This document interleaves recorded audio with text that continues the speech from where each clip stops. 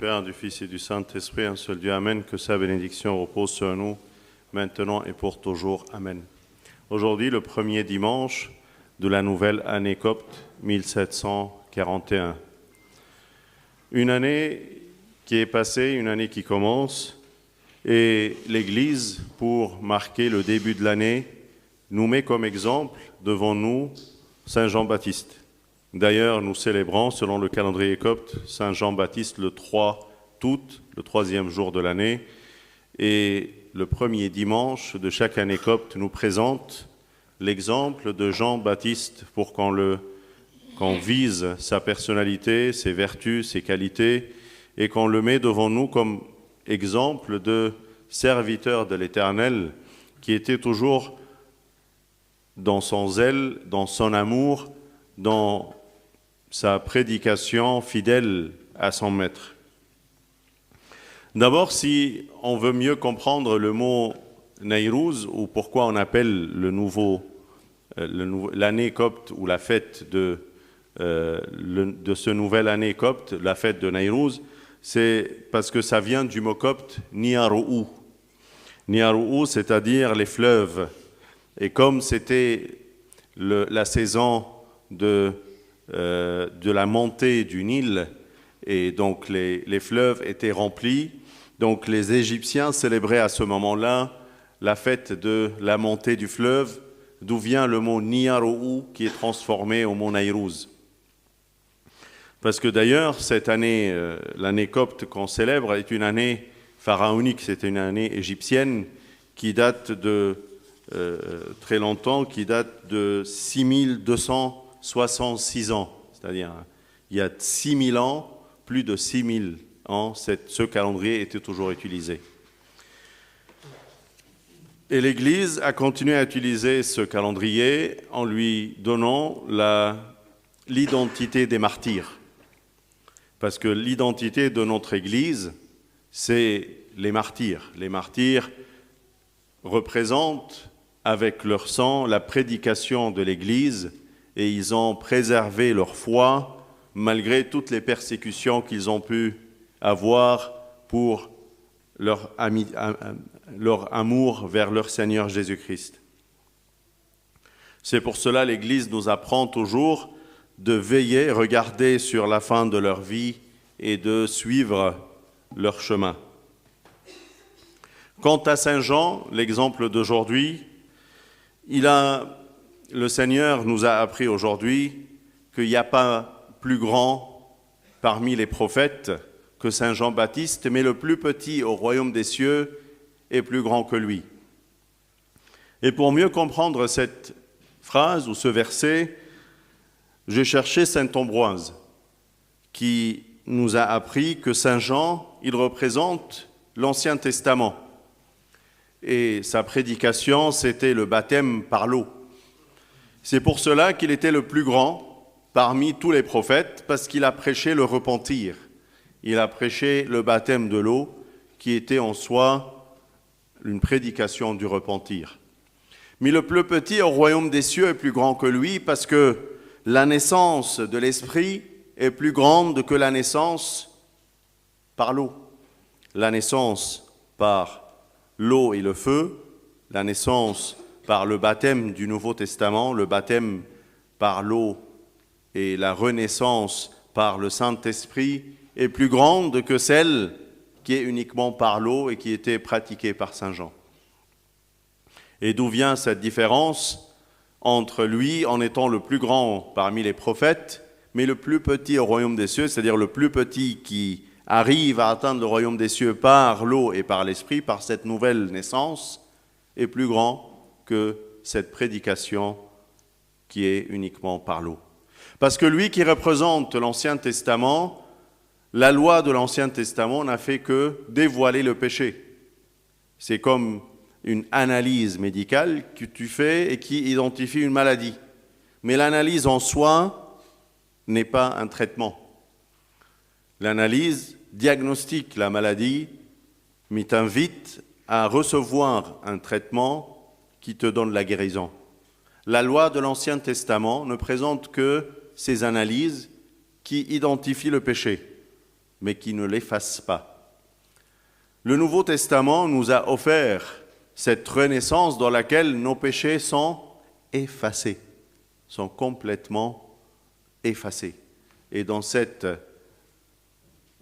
prédication de renaissance et de pardon des péchés, le royaume des cieux est à nouveau ouvert devant les fidèles.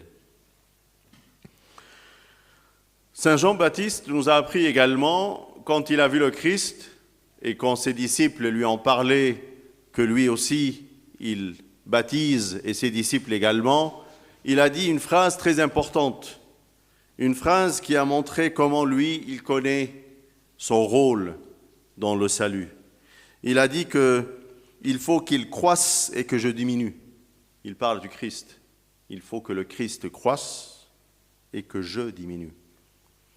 Et peut-être en ce début d'année, nous avons tous besoin de lire et méditer ce verset, le verset 30 de l'Évangile selon Saint Jean, chapitre 3, quand Saint Jean-Baptiste a dit à ses disciples, « Il faut qu'il croisse et que je diminue. Il faut que le Christ croisse dans ma vie et que moi-même je diminue. » Parfois, on cherche cette vaine gloire, on cherche d'être félicité, on cherche d'être glorifié avec des paroles de remerciement par les gens qui sont autour de nous, ou même parfois de passer en tant que la meilleure personne qui connaît plus que tout le monde. Mais Saint Jean, malgré qu'il était le prédicateur, celui qui a précédé le Christ et qui connaissait tout, qui a rencontré le Christ, il a dit que lui, il doit croître et moi, je diminue. Parfois, on dit non, mais c'est moi qui ai fait, c'est moi qui est le premier. Et je pousse tout le monde pour passer en premier et je dis j'ai fait, j'ai servi, malgré que tout ce que tu as fait n'était que le service et la gloire de son saint nom. Mais pourquoi tu cherches toujours à t'identifier dans le service que tu n'as pas fait, dans l'amour du Christ qu'il t'a offert gratuitement, dans ce don que le Seigneur que t'a offert, tu cherches toujours à prendre les premiers rangs et de t'identifier en tant que le meilleur et le plus fort et la personne qui connaît plus que les autres. Pourtant, ce Jean-Baptiste qui a précédé le Christ et qui connaissait le plan de Dieu pour le salut de l'homme et qui a dit que je ne suis pas digne de m'abaisser pour lui faire le lacet de ses chaussures. Il a vu comment il est très petit devant la grandeur du salut du Seigneur. Pourquoi tu cherches les premiers rangs?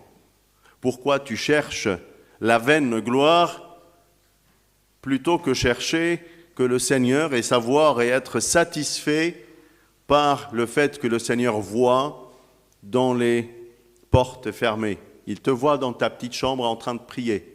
Il te voit dans ton petit service et il est content de ce que tu fais. Cette vaine gloire te fait perdre la gloire éternelle. Elle te fait perdre ta place bien avant au royaume des cieux. Vis bien cette humilité que Saint Jean nous a présentée dans son comportement, dans ses réactions, dans ses paroles.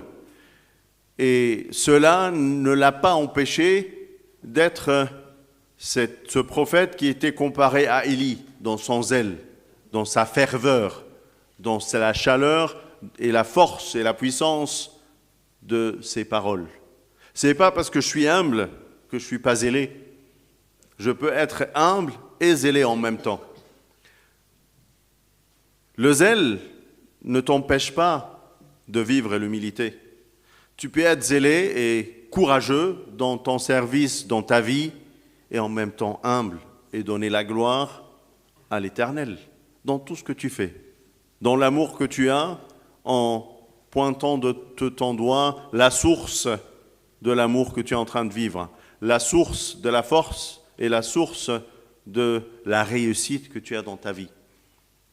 Mets le Seigneur en premier et mets-toi derrière. Tu seras protégé par sa main, tu seras protégé par sa parole et tu seras protégé par ton humilité que tu es en train de vivre. L'humilité ne se vante jamais. ne cherche pas à voler la gloire des autres, ni même de présenter sa propre gloire. Visant cet homme-là, Saint Jean-Baptiste, mettons-le devant nos yeux, admirant sa personnalité, son zèle et son humilité. Prions le Seigneur qu'en ce début d'année, nous arrivons à vivre et être comme Saint Jean-Baptiste, qui a connu et reconnu le Christ, qui a vécu selon sa parole et été fidèle et honnête vis-à-vis de la loi jusqu'à la fin, jusqu'à ce qu'il a rendu l'âme pour la gloire de son Saint-Nom. النهارده احبائي اول حد في شهر توت، اول حد في السنه القبطيه الجديده، سنه قبطيه فاتت وسنه بتبتدي 1741 للشهداء. والكنيسه باحتفالها بالسنه القبطيه الجديده بتحط قدامنا شخصيه يوحنا المعمدان، مثل وقدوه قدامنا وقدام كل واحد مننا ان احنا ننظر الى نهايه سيرته ونتمثل بايمانه. زي ما نعرف كلنا ان السنة القبطية اللي هي السنة المصرية اللي يمكن من اكتر من 6600 سنة بنستعمل النتيجة القبطية كمصريين، لكن من 1741 سنة اتفقت الكنيسة انها تبتدي عهد جديد تسميه عهد الاستشهاد، وتسمي النتيجة القبطية بتقويم الشهداء، لأن الكنيسة القبطية كانت معروفة بدم الشهداء. وسنة 284 ميلادية اللي هو أول سنة في السنة القبطية أو للتقويم القبطي، كان معروف إن كان الاضطهاد صعب جدا في مصر، وكان يقال إن دم الشهداء كان بيوصل لركب الحصنة بتاعة الخيول بتاعة الجيوش اللي كانت بتقطع رقابيهم وكانت بتسلمهم للاستشهاد. فالكنيسة لما بتحط قدامنا الشهداء بتعلمنا زي ما الكتاب بيقول فلننظر إلى نهاية سيرتهم ولنتمثل بإيمانهم. كتير بنركز على شفاعة القديسين وبننسى التمثل بإيمانهم. الشفاعة الحقيقية هي الشفاعة من أجل التوبة، وأكبر دليل إن يوحنا المعمدان يعتبر النبي اللي جه يبشر بالتوبة، بيدعو الناس للتوبة. وعشان كده زي ما قرينا النهاردة في إنجيل معلمنا لوقا إنه ليس أحد في مواليد النساء أعظم من يوحنا المعمدان، ولكن الأصغر منه في ملكوت السماوات أعظم منه. هو أعظم واحد في الأنبياء لأن أعظم بشارة وأعظم كرازة هي كرازة التوبة. أعظم كرازة تقدر تسمعها هي الكرازة اللي بتدعوك إنك تتوب عن خطاياك وترجع لطريق المسيح. لكن الأصغر في ملكوت السماء يقول لنا القديس أمبروسيوس في تعليمه عن الآية دي، يقول إن الأصغر في ملكوت السماء أعظم منه علشان الميلاد من الماء والروح أعظم من الميلاد بالماء، إن معمودية الماء والروح معمودية العهد الجديد أعظم من معمودية يوحنا اللي كانت بالماء بس. لأن يوحنا بيرمز للعهد القديم اللي دعوته كانت عاملة زي تعليم العهد القديم اللي بيكشف الخطية، زي ما تروح تعمل تحليل. التحليل ما هواش دواء، ما هواش علاج. التحليل يقول لك عندك ايه مرض، لكن بعد كده تروح تاخد الدواء علشان تخف من المرض بتاعك. فناموس العهد القديم ناموس يكشف الخطية، ومعمودية الماء والروح معمودية العهد الجديد معمودية تمسح الخطية دي. شيء جميل جدا لما الإنسان يفكر كده ويعرف إن خطيته دي اتمسحت لما راح اعترف بيها وأبونا قرأ له التحليل، الخطية دي اتمسحت ليس لها وجود.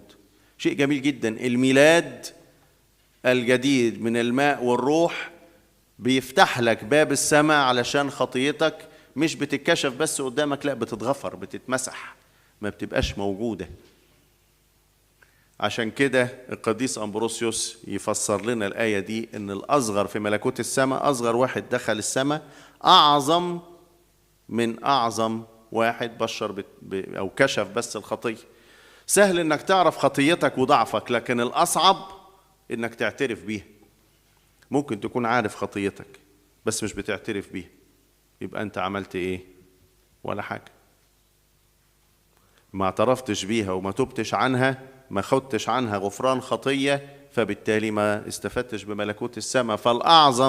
فالأصغر في ملكوت السماء أعظم منك، أعظم من اللي أنت عملته من التوبة بس، أو من المعرفة بس بالخطية اللي أنت عرفتها. لازم تتوب وتعترف عنها علشان تتغفر ليك.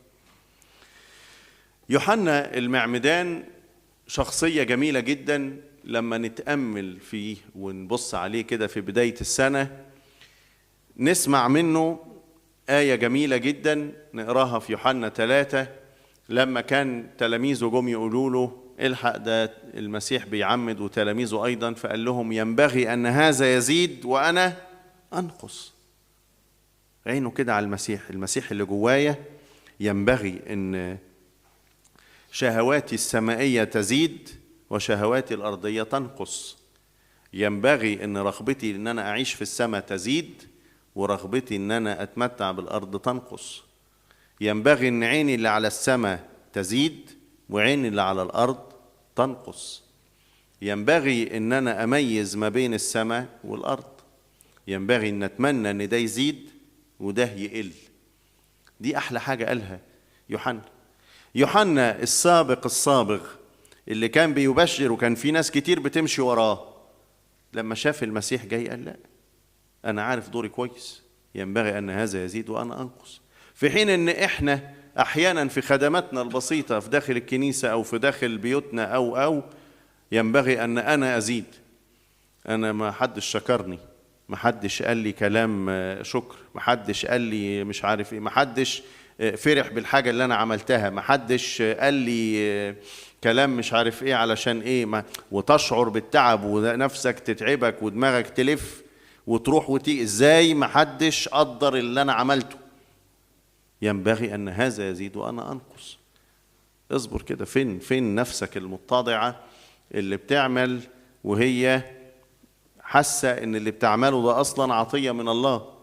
إذا كان عندك ذكاء فدي منحة من ربنا، إذا كان عندك قدرة أنك تعمل بعض الحاجات فده عمل الله فيك ومقدرته أنه هو يساعدك.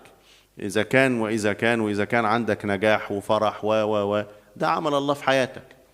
كل دي وزنات ربنا اداها لك وانت بتشتغل وبتربح بيها، لكن هو صاحب الوزنة مش انت. هو اللي ادالك الذكاء، ما يعني جه منين؟ هو اللي ادالك المعرفة، هو ادالك الشطارة، هو ادالك ده. فينبغي أن هذا يزيد وأنا أنقص، بمعنى أن أنا أعطي المجد لله مش لنفسي. كتير نفسك تضطرب ودماغك تخبط في بعضيها، ده مش عارف بيعاملني ازاي، ده بيقول ايه، ده بيعمل ايه، وياس تتشال وتتهبط. فين الاتضاع؟ وتدعي ان هذا، لو انت فكرت بشكل متضع، ان بتفقد شجاعتك في الخدمة أو معرفتك، أو لا ده أنا كده مش عارف هبرد. طب ما يوحنا المعمدان كان نبي ناري، ما فيش أكتر من كده. ده شبه بإيليا، افتكروه إيليا جه تاني، اللي من كتر ما هو كان شجاع وكان مقدام وكان بيعمل وبيخدم وبيتحرك هنا وهنا، لكن قال لك ينبغي أن هذا يزيد وأنا أنقص. ما تفكرش أبدا أن الاتضاع بيطفي حرارة الخدمة، أو حرارة الخدمة ما يمتمشيش معاها الاتضاع. واحد كان عنده اتضاع وحرارة خدمة وشغال وأمين في خدمته إلى المنتهى، وما وقفش على الغلط، ما بلعش الغلط، ووقف أمامه لغاية ما طارت رقبته بسبب أمانته في تعليمه وفي خدمته، برغم اتضاعه وإعطائه للمجد لله، وبرغم السخونة اللي كانت جواه. ده لم يتعارض مع ده.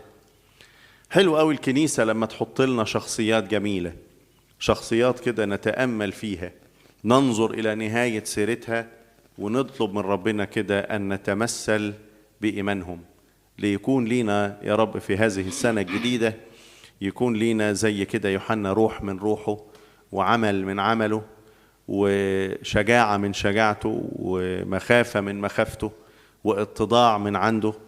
يدينا رب ان احنا نتشبه بيه، ويكون لينا كيوحنا مكانة في الحياة الأبدية. له كل مجد وكرامة من الآن وإلى الأبد. آمين.